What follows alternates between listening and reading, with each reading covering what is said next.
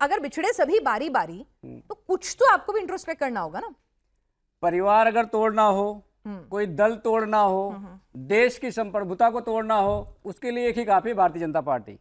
ये नहीं चाहती कि चाचा भतीजा एक साथ रह लें, ये नहीं चाहती पति पत्नी साथ रह लें। चाह रहा था क्या? अरे सुनिए ना, मैं बता रहा हूँ, चिराग पासवान का एग्जाम्पल आपको बिहार में मिल जाएगा, मैं आपको महाराष्ट्र में एग्जाम्पल मिल जाएगा, दो सगे भाई को अलग कर दिया। मैं आपको काउंटर करना चाहती हूँ। काउंटर मत करिए आप। नहीं, मैं काउंटर करूंगी।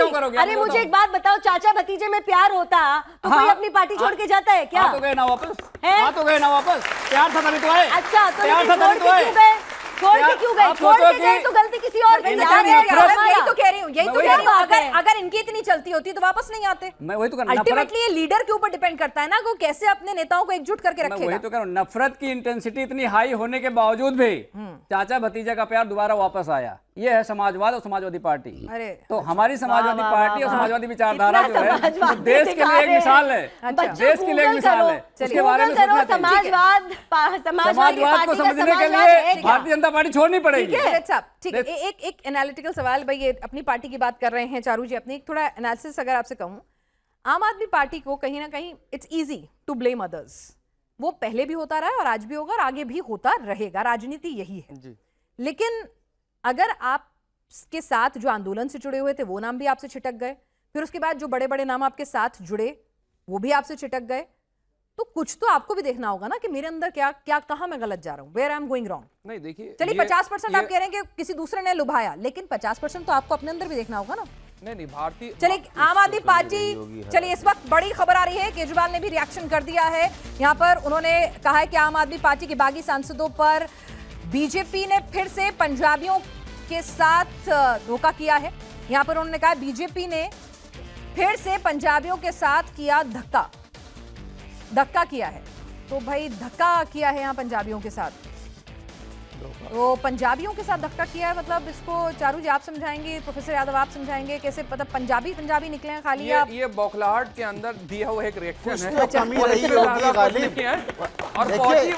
और पहुंची वहीं की खाक जहां का खमीर था। अच्छा, जाना ही था। बहुत से लोग तो अपनी आइडियोलॉजी के थे नहीं, उसमें बहुत से लोग आम आदमी पार्टी के साथ संघ से जुड़े हुए लोग थे और संघ के साथ जुड़े हुए लोग वापस चले गए। लेकिन आपने अभी चारू जी की बात को अगर गौर से सुना होगा तो उन्होंने कहा ईडी सीबीआई इनकम टैक्स का केस खत्म नहीं होता है।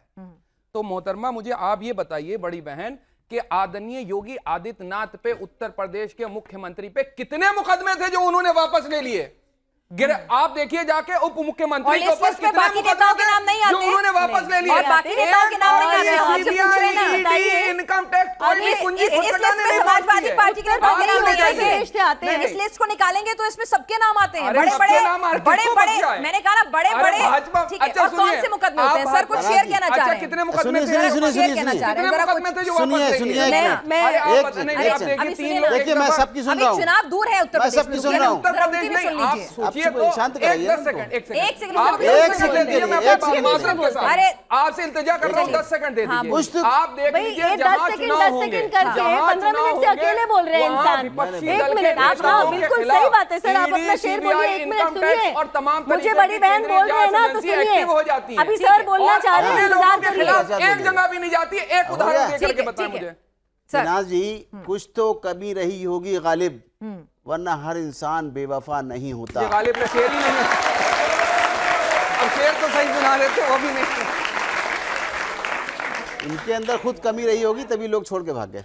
चलिए कुछ ना कुछ कमी रही होगी। जी बिल्कुल, जो आप अभी कह रही काफी देर से इनसे पूछ रहे हैं, उनसे वो नहीं बता रहे हैं।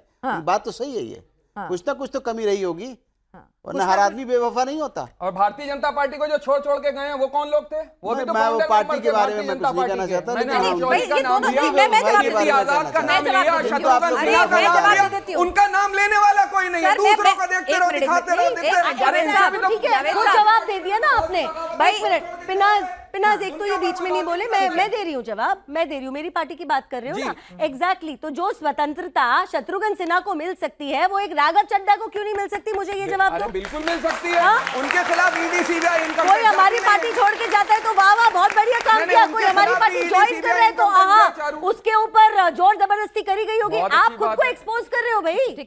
चलिए जनता को एक्सपोज कर रहे हैं भाई। ठीक है, अगर भारतीय जनता पार्टी से छोड़ कर जाए तो उसका मन, लेकिन अगर कोई दूसरी पार्टी छोड़कर बीजेपी में शामिल हो तो दबाव, है ना? ये है फिलॉसफी आप लोगों की। तो बेचारे बहुत कुछ कहते कहते हैं, यही फिलॉसफी है ना? किसने सुध लिया? अच्छा, यही फिलॉसफी है ना? तो बहुत कुछ कहते भाई, हम तो आपसे पूछ रहे हैं ना, आपकी फिलॉसफी ये है कि राघव चड्ढा जाए तो दबाव, शत्रुघ्न सिन्हा जाए तो ये उनका मन, फ्रीडम। ठीक है, चलिए सवाल। नमस्कार सभी को, मेरा नाम केया है। सो मेरा सवाल बस इतना है कि हम यूथ होकर के हम राघव चड्ढा जी को इस तरीके से देखते थे कि वो यूथ सेंट्रिक बातों पे काफ़ी बोला करते थे। नाउ दैट वो उन्होंने बीजेपी ज्वाइन कर दिया है, तो क्या वो भी धर्म की पॉलिटिक्स पे ज़्यादा बोलेंगे और यूथ वाली सवालों पे कम? सवाल उधर बहुत पीछे। अच्छा सवाल। जय श्री राम।